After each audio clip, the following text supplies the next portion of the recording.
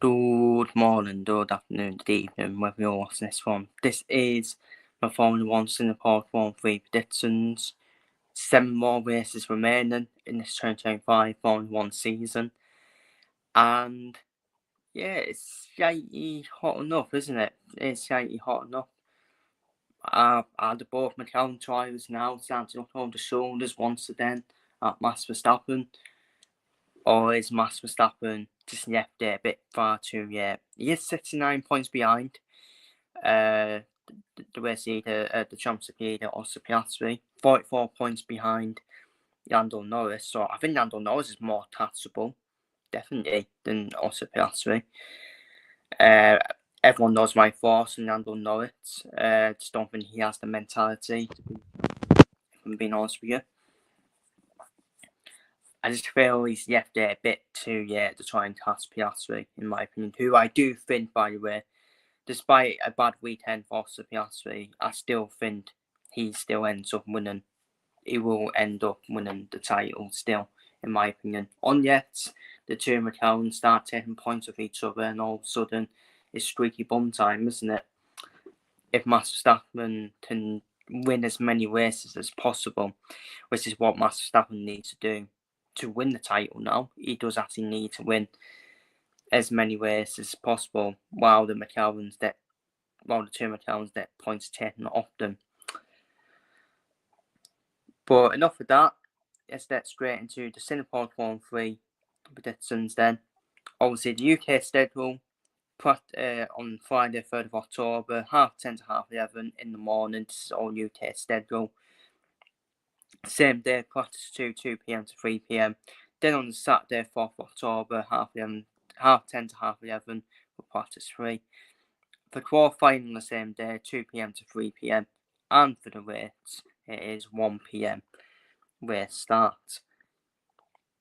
So the circuit type is downforce, medium downforce.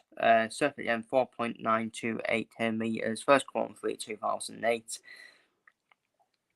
Number of laps is 63. Race distance 310.327 meters. Lap record set by Lewis Hamilton in 2023 with a 135.866. Safety car chance is 50%. Pit lane time loss 28 seconds. There's 19 turns around the circuit. Overtaking opportunities very limited. The only likely one is probably 5 to 7, but even that's difficult to overtake, if I'm being honest with you. So yeah, it's very difficult to overtake while Singapore, in my opinion. It is one of the season's most technically challenging circuits. Marina Bay will see tries battle it out in the often hot and humid weather. Singapore has a non-pit stop time, as I said before, with 28 seconds to be lost on a clean flag stop. Stopping under safety car or virtual safety car will save you a precious extra few seconds of time. Sticking to a single pit strategy will give you back the sizable chunk of time against the competition, but the tricky corners and strain on your tyres might make this hard to pull off. Like with many other downforce circuits, overtaking opportunities are limited at Singapore, but the straight introduced on 2023 offers a valuable opportunity to put. Medium speed cornering is crucial. Focusing on the same racing is also recommended. Favours cars with stats focus on downforce.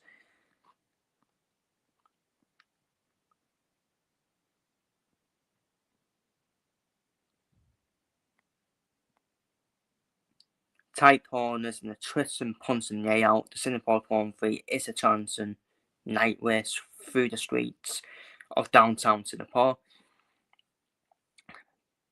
The revised layout from the 2023 season for turns, including a must-need straight in Sector 3, like I mentioned before, but Marina Bay remains a circuit which will put your car's brakes to the test.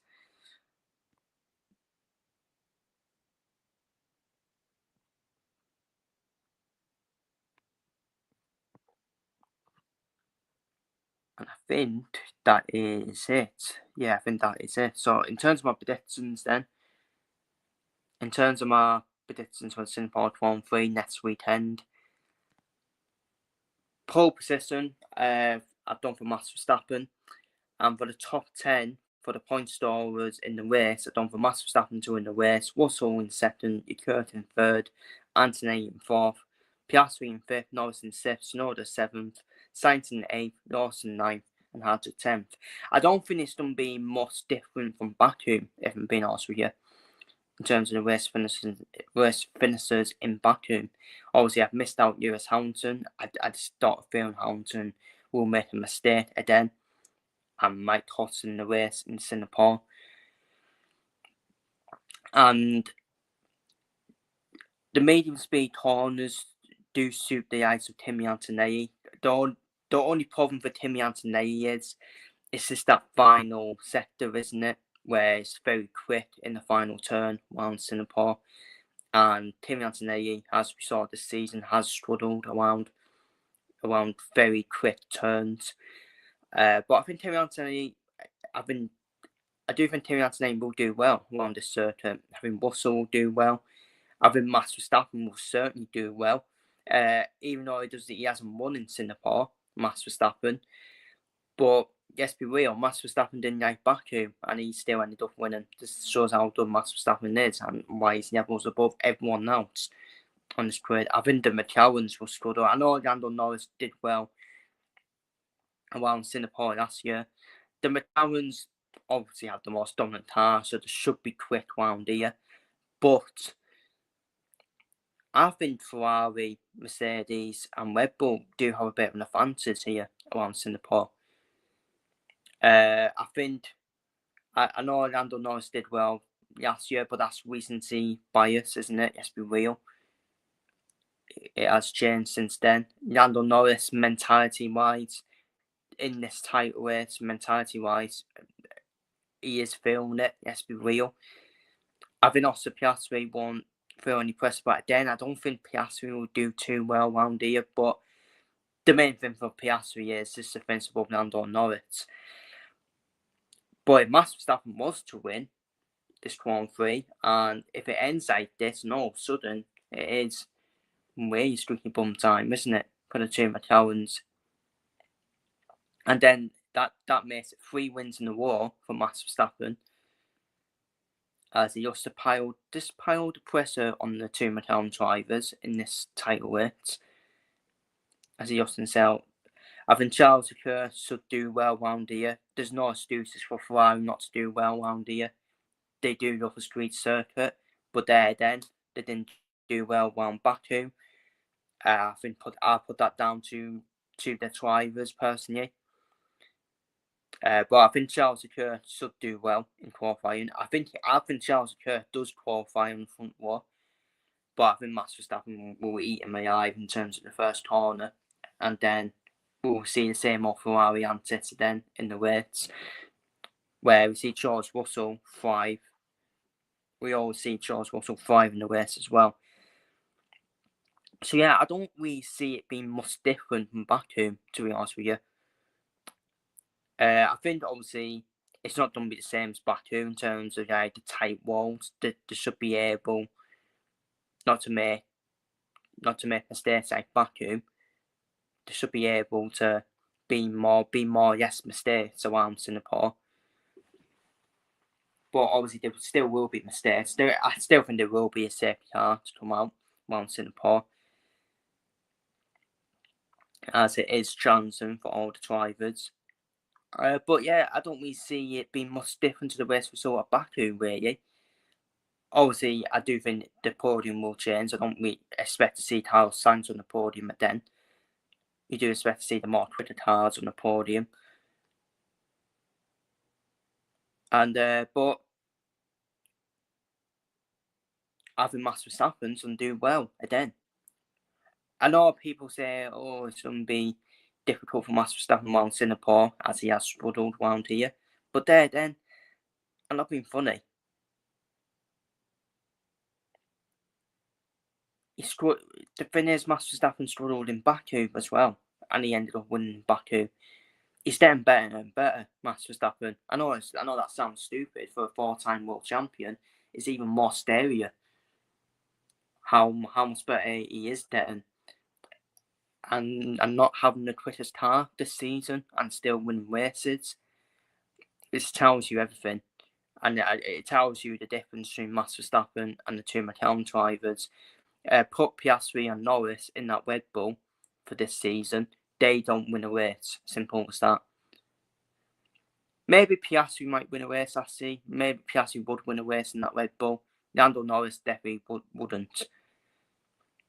And you see the difference. Max Verstappen the McLarens, the McLaren car. Max Verstappen eats Norris and Piastri alive. I know I repeat myself every time. Max Verstappen is the quickest driver on the grid still, and still the best driver on the grid, and it's not even close. He's in his own postcode. Simple as that. So, anyways, enough of me waffling on. They are my Singapore 1-3 predictions. I'll probably be one.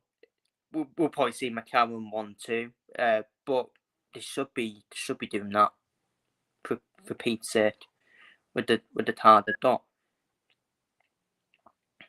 But they are standing up wobbly. The McLarens are standing up wobbly. They don't win the constructors, no doubt about that. They don't win the constructors. They could have sealed it in Baku, but they just had a bad weekend, so it carries on to Singapore, and it probably will still carry on the constructors battle. But McLaren will win the constructors championship, but they have to win the drivers' championship. McLaren, after the car they've had this season, if they don't win the drivers' championship, it is one of the biggest bottle jobs you ever see in the F1 season. It really would be. So, but they're my Singapore 1-3 predictions. Feel free to leave your predictions down below for the Singapore 1-3, and I'll see you all for the Singapore 1-3 review. Will Max Verstappen make it 3 race wins in a row and continue to pile the pressure on the two McLarens in the Drivers' Championship battle? Will McLaren get back to win wins in the Drivers' Championship? Especially, will we see Charles Leclerc finally win a street circuit this season, where he is the king of street circuits apparently? Or will we see the Mercedes have something up the sleeve for this Singapore 1-3? Feel free to leave your thoughts down below in the comments, and I'll see you all for the review.